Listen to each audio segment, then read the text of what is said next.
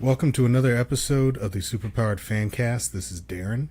So this is episode 31 of the Superpowered Fancast, and I'm broadcasting from my office. It's the beginnings of October, which means we got the huge blockbuster movies that are coming out this fall, and this whole episode is basically going to be about those. I mean, not just those, but also TV trailers as well. Just some things that came out during New York Comic Con this past weekend. That just some really great revelations, some really great videos, some really great surprises, just culminating into what just dropped today, being the new trailer for Star Wars: The Last Jedi. And frankly, rather than build up, I'm not even going to bury the lead on it. We're just going to talk about it. I'm going to talk about it first. So, the first trailer was really good. It established, it established in kind of shots like where our characters are from the end of The Force Awakens. This new trailer, if anything, definitely raises the stakes, and I think that's probably why it's getting some of the comparisons to Empire Strikes Back, which basically any second movie in a trilogy is going to be compared to Empire, and for a good reason, because it still stands out as probably one of the best Star Wars movies of them all. But you do get a sense that this is just it's a really dark trailer. And I don't mean dark in a negative sense, but it's a dark trailer in that there's not a whole lot of joy, but there's a lot of, everyone getting ready for the fight. Everyone who's on their sides of the fight getting ready to have it out. So you get, you actually feel like charged watching it. At least I know I did. Now, as far as the characters go, there's some really great scenes, and I mean, I'm gonna tell you, I'm sure if you're listening to this, you've already watched this trailer and probably watched it more than once. I know I have, but I'm just gonna put it out there and just say, hey, you know what? I really enjoyed this trailer, and I love seeing where all the characters are at this point in the film. So it's going to be interesting to see how Rey navigates being trained by Luke, whether or not he's going to train her at all, or at the very least, just his fear. Like, you literally see his fear just at her power, and his obvious comparisons between Rey and Kylo Ren. I mean, so it's just kind of obvious, to just putting it out there, that that the connection between the two of them is palpable, and just how powerful she is something. The fact that it scares Luke makes everything just that much more ominous. I like the fact that that you get a sense, you get a moment where you have, like, Kylo Ren just, still a human part of him still continues to assert itself, even like in the scene where he's, they're attacking the ship, and then he realizes that Leia's on board. So those are the conflicts that I'm hoping get played out satisfactorily when the film comes out. But I mean, just from the standpoint of a fan, and just from the standpoint of someone who just watched the trailer, it looks amazing. I even like that the scene with Finn just kind of standing up finally and taking on Phasma. Like, I want to see how that plays out, because it just seems to be like there's a history between the two of them that I'm hoping gets explored. And as I said, just from, again, kind of just a backwards comparison to Empire, like this film doesn't look like it's gonna have a happy ending. So I'm just kind of preparing myself for that as well. But honestly, I want to know what you think. Like you can definitely email me at superpoweredfancast@gmail.com. You can actually go to my website, superpoweredfancast.com, and I kind of rushed through that. Superpoweredfancast.com, and watch the trailer and leave your comments on the site itself. And I respond. I absolutely respond to comments. So it's a great looking trailer. I'm looking forward to the film. I'm definitely on board to see it, and I'm sure I'm going to be talking about it some more probably Wednesday on the Geek Side Pod with Will and Christina. So definitely tune in to that on the Geeks Worldwide and also on the YouTube channel. So the next trailer I want to talk about is of course Justice League.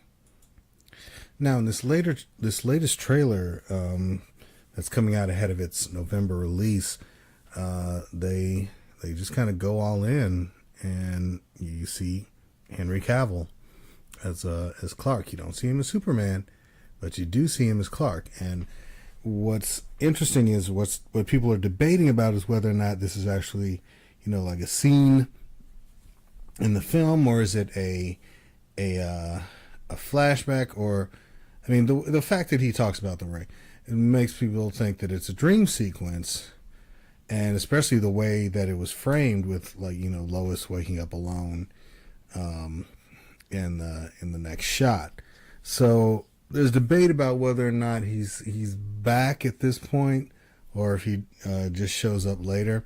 There's also some really great footage of the team in action. It looks like there's a lot of scenes with Jason Momoa's Aquaman kind of stealing the show, and same thing with Ezra Miller's Flash. So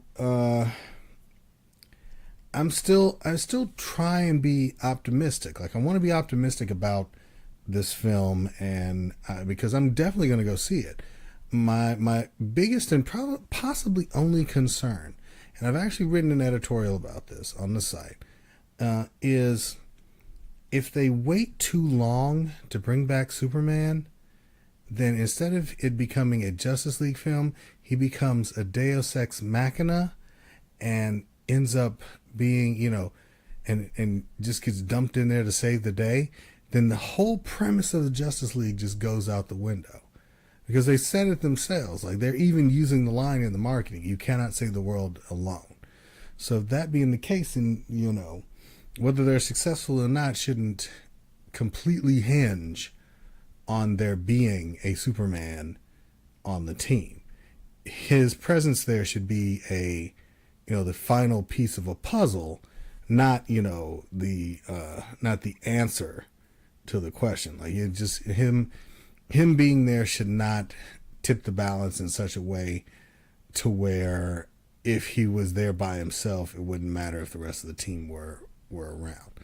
But the trailer does look good. Like, I'm looking forward to it. The fact that they're still meeting their release date deadline means either they really got what they needed in the reshoots, or they weren't as extensive as people speculated that they were going to be. But I'll reserve judgment. I'm not a hardcore fanboy like either way, but I enjoy the films. I liked Man of Steel. I actually liked Batman v Superman, although there was some stuff that I got to give up to being on the ridiculous side. But it was still, in my opinion, an enjoyable film. Either way, I'll reserve judgment. I'll see how it goes. But those are kind of like the two biggest trailers that came out. But then, as far as movies go, but there was some really great TV and entertainment news that came out from Comic-Con as well. And the next thing I want to talk about along those lines is Matt Ryan coming back as Constantine. So any of us who are, fans of the character John Constantine knows what happened with the NBC series, which I thought was really good.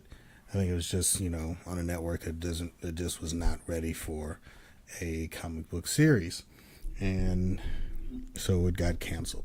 But that wasn't the end of Matt Ryan in the role of John Constantine.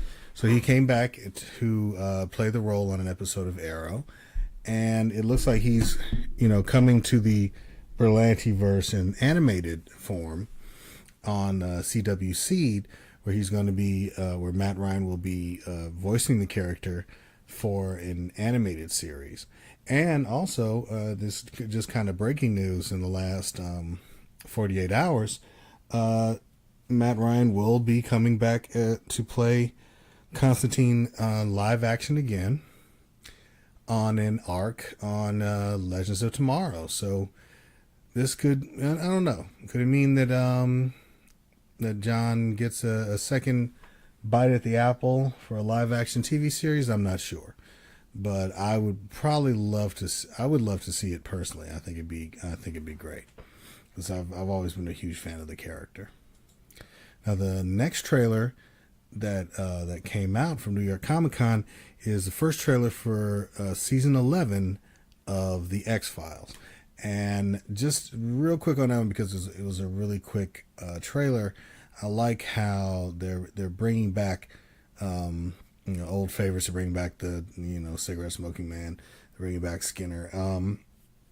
It's like they're bringing back the lone gunman.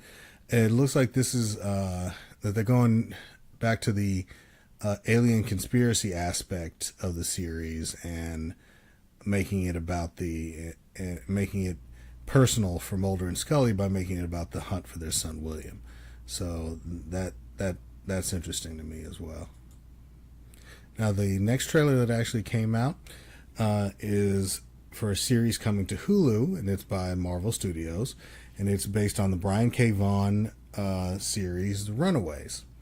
And if you don't know anything about Runaways, it's about a group of kids who many of whom have powers, and they find out that their parents are a secret cabal of supervillains, and so they go on the run. It's a really interesting series. It's really really well written. I'm really optimistic that the show on Hulu is going to be up to par with Vaughn's writing. So I'm optimistic about that one. Even the same thing with like the Pacific Rim Uprising trailer, which I liked the first Pacific Rim movie a lot. I thought it was really fun. I thought Del Toro did a great job of kind of bringing back that style of giant robots versus giant monsters. I thought it was great. It wasn't one of my favorite films, but it was really fun. But the trailer for Uprising actually has gotten me really excited. Like, it looks like they've added some interesting layers to both the characters, but the story, and it's not just going to be giant robots versus giant it's not going to be like Jaegers versus kaiju. It just looks like they're going to be dealing with politics and fighting other Jaegers and whatnot. So that might it's going to be an interesting twist. That kind of humanity goes back to being what it is. Now, a definite trailer I'm going to encourage everyone to look at is a trailer for a series coming to Sci-Fi called Happy.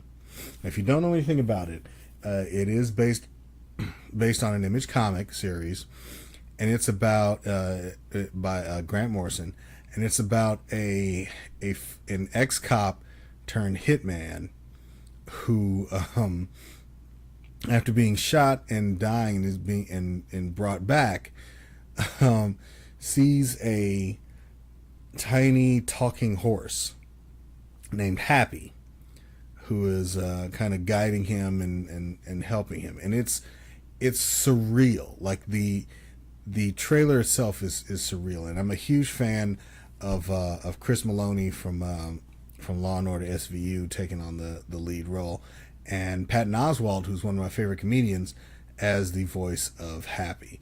So I'm definitely going to check that out.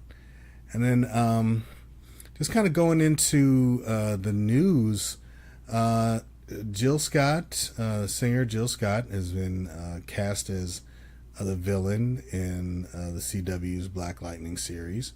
So it's going to be interesting to see. She has acting cred. She was on this show, like one of my wife's favorite shows, with the about the First Ladies Detective Agency on HBO. But she was really great on that. Universal, who has kind of gone all in with their Dark Universe series, and it's supposed to start with The Mummy, even though it wasn't particularly successful. They've pushed back, well, not even necessarily pushed back, they've pulled from their schedule the reported remake of James Whale's Bride of Frankenstein. And this was supposed to star Javier Bardem as the monster and Angelina Jolie as the bride. So the fact that the film has been pulled, it's not looking too good for the Dark Universe brand, and but which is a shame, because I really kind of want to see those films. But The Mummy, it was okay, but it wasn't great. It wasn't something where I was looking at it, I was like, hey, I want to see more of this. It just there's parts of it that just really kind of fell apart for me. But and going back to TV and Marvel news, it looks like Iron Fist, looks like Danny Rand is going to be making an appearance in Luke Cage season 2. Now, the last time we saw Danny, he had made a promise to Matt. Spoilers. Just letting you know up front. This is from The Defenders, so if you haven't watched it, and just kind of letting you know what happens in a little bit, and what happens in the last episode.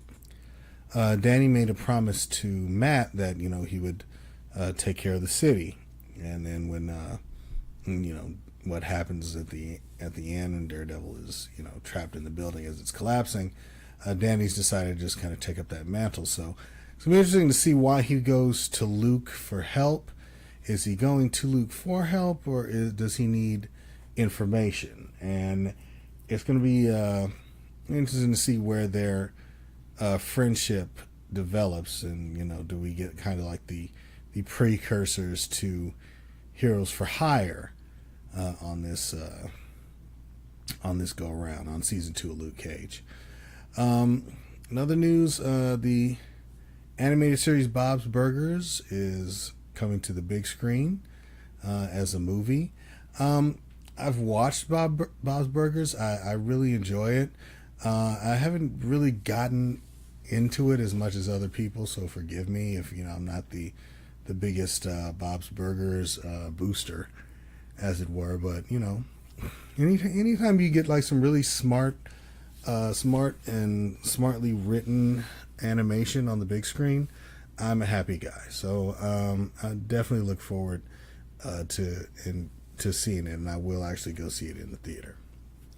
Now, something I'm also a little bit, have some trepidation about is they're remaking a movie that I loved as a kid called Flight of the Navigator. Now, Flight of the Navigator tells the story of a 12-year-old boy who goes missing one night and returns 7 years later, and not only with no memory of where he's been, but hasn't aged a day since the day he left. And while the government and, frankly, the boy himself are trying to figure out what happened to him, he's receiving messages from a crashed alien ship that the government is keeping nearby, and the two of them finally meet up and have an adventure.